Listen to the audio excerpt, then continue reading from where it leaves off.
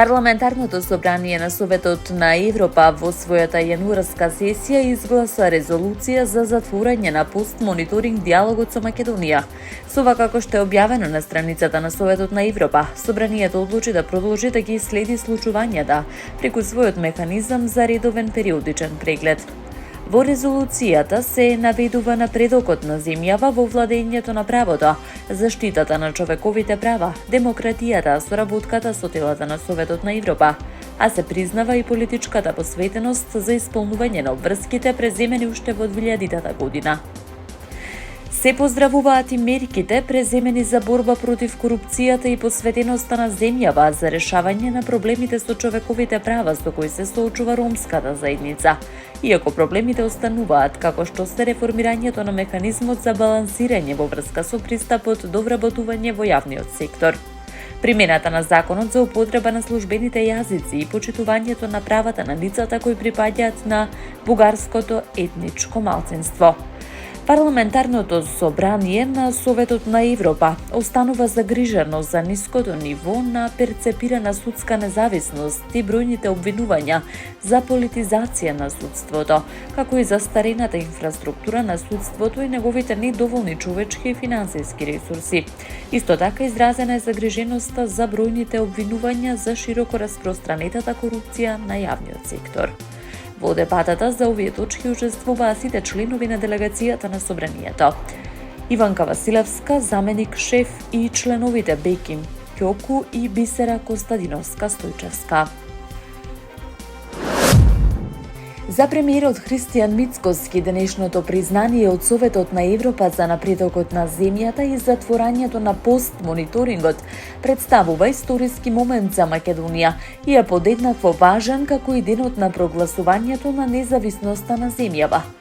Со ова завршува 26 годишниот процес на следење на исполнувањето на обврските преземени од земјите членки според условите на статутот на Советот на Европа, Европската конвенција за човекови права и сите други конвенции, склучени во рамки на организацијата на кои се обврзале земјите членки. Мицкоски нагласува дека и Бугарија, која е членка на Европската Унија, сега дури пред 3 месеци излегла од постмониторингот на Советот на Европа. За разлика од нас, оние земји што ги сметаат за фронтранери во регионот, Црна Гора или Албанија се уште се во мониторинг или се во постмониторинг. Само пред 3-4 месеци земја членка на Европската Унија како Бугарија излезе од тој постмониторинг. Сега и ние излегуваме. Тоа е признание за нивото на демократијата во држава, рече Мицкоски.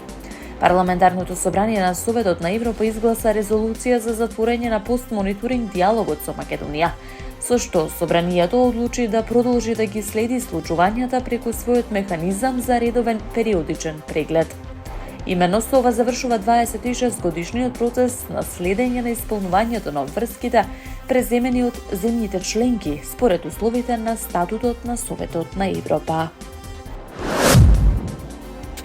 Следната недела Сојузот на синдикатите на Македонија почнува со блокади, а останува и одлуката за генерален штрајк доколку не се зголемат платите.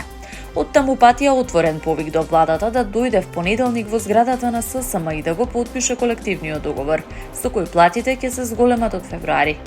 Го повикуваме представникот на владата в понеделник да дојде во ССМ и да го потпише колективниот договор, со кој ги зголемува платите на вработените за 40% и наместо во 2028 година да ја зголемиме минималната плата на 600 евра од февруари 2026 година.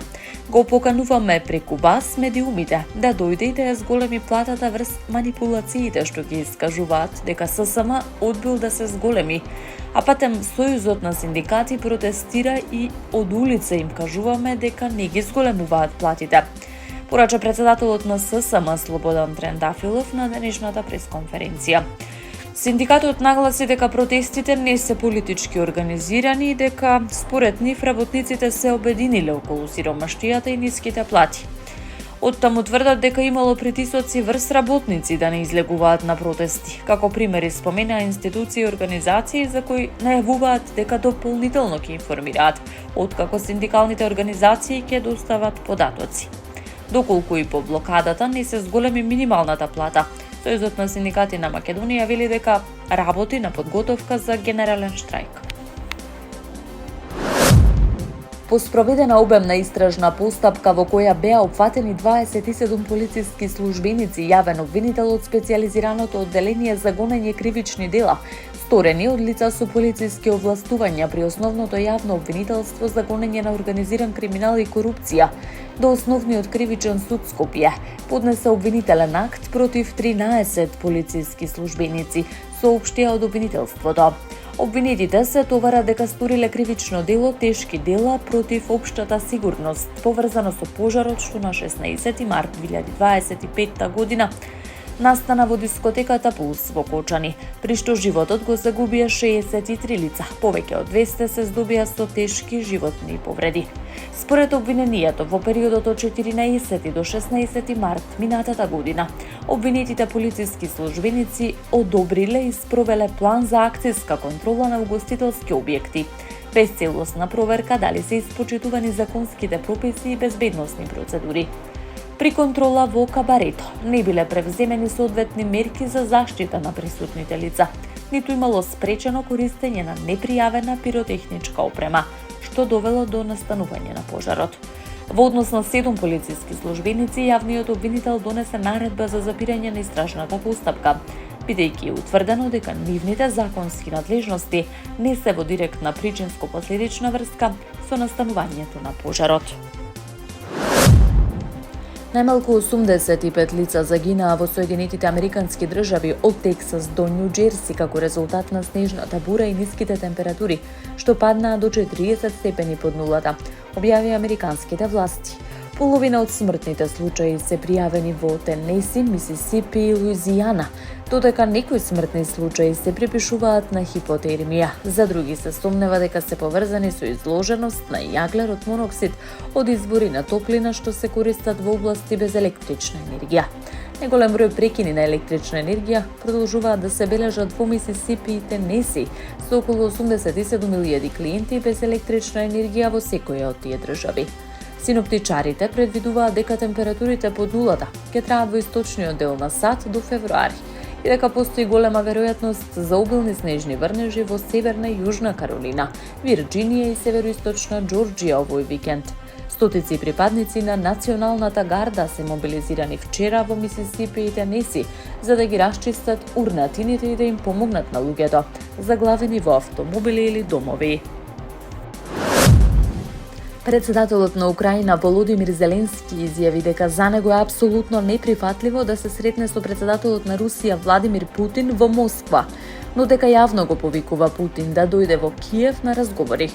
Украина предходно соопшти дека е отворена за средба меѓу Путин и Зеленски за да се разговара за две клучни прашања во тековниот мировен процес, предводен од Соединетите Американски држави, територијалните прашања и иднината на нуклеарната централа Запорожје, која е под руска окупација.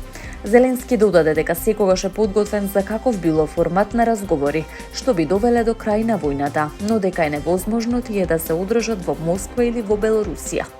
Предходно шефот на украинската дипломатија Андрей Сибиха изјави дека Зеленски е подготвен за средба со Путин лице в лице, со цел да се решат две клучни прашања за рамката на мирот, териториите и управувањето со нуклеарната централа Запорожје. На тоа одговори помошникот на рускиот председател Јурий Ушаков, кој рече дека Зеленски може да допатува во Москва.